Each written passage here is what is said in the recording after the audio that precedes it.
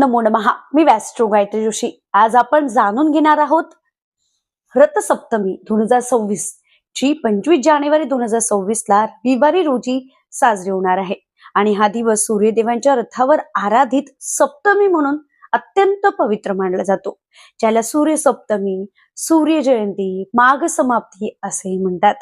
रथसप्तमी दिवशी भक्त प्रातः म्हणजे ब्रह्ममुहूर्तावर उठून पवित्र स्नान करतात. सूर्यदेवाच्या वेळी सूर्यदेवाला अर्घ्य देतात. ओम सूर्याय नमः हा मंत्र जपतात.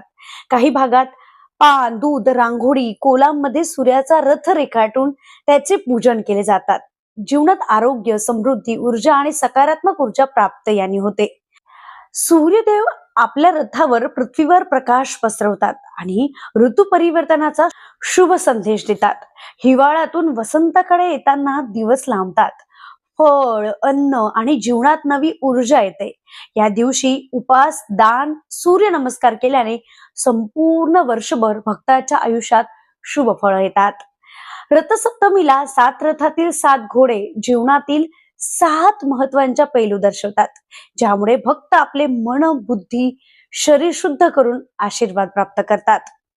मित्रांनो, जर तुम्हाला अशा आध्यात्मिक माहितीचे व्हिडिओ आवडतात, तुम्हाला प्रत्येक सण, त्याची कथा, महत्व आणि पूजाविधी जाणून घ्यायची असेल तर लाईक करा, सबस्क्राईब करा आणि बेल आयकॉन नक्की दाबा, जेणेकरून तुमच्या मोबाईलमध्ये प्रत्येक नवीन व्हिडिओ लगेच पोहोचेल आणि तुम्ही सगळ्या धार्मिक उत्सवांचा लाभ घेऊ शकाल.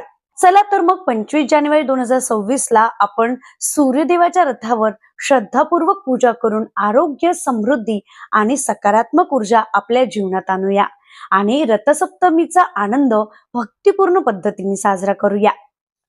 श्री स्वामी समर्थ.